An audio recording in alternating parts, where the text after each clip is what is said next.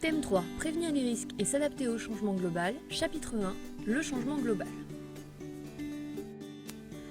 La présence de l'homme sur Terre fait subir de nombreux changements à la planète. On appelle cela le changement global.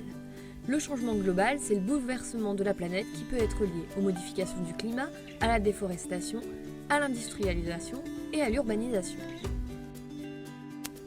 Pendant tout ce chapitre, nous allons nous demander comment ralentir le changement global et comment nous pouvons nous y adapter.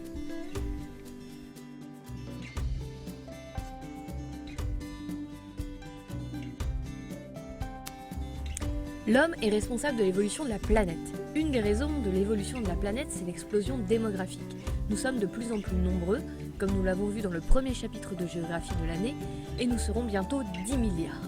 Une autre raison, c'est l'industrialisation. On utilise des usines polluantes et des énergies polluantes comme le pétrole. Le changement global est également lié à deux autres problèmes. La déforestation, on rase des arbres qui peuvent absorber le dioxyde de carbone, et l'urbanisation.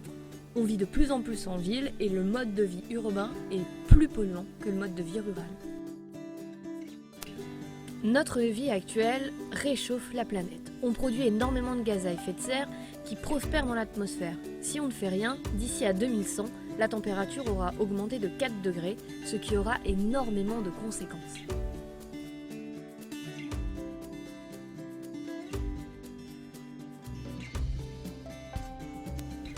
Pourquoi la planète s'est-elle si vite réchauffée ?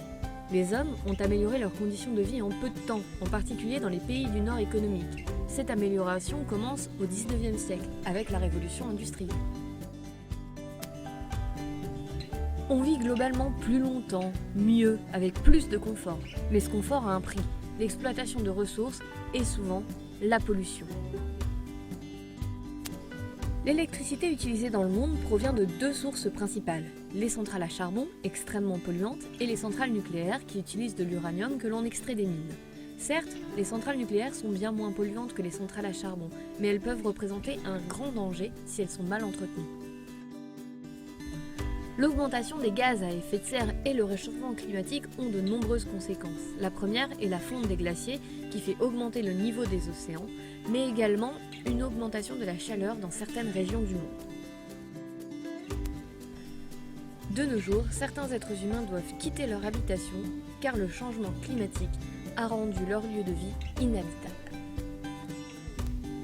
Voici quelques définitions à savoir. GES, gaz à effet de serre, gaz qui empêche les rayons du soleil de repartir dans l'espace, qui participe au réchauffement de la planète.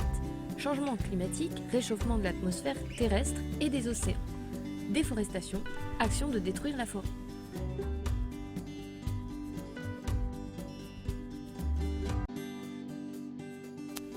Il est évident que ce chapitre et la situation de la planète peuvent vous paraître déprimants.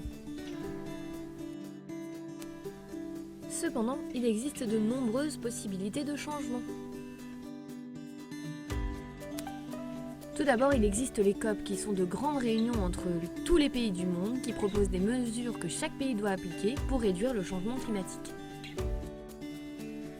Dans les solutions envisagées, on pense à réduire la part des énergies fossiles et à miser sur des énergies renouvelables comme l'éolien ou l'énergie solaire.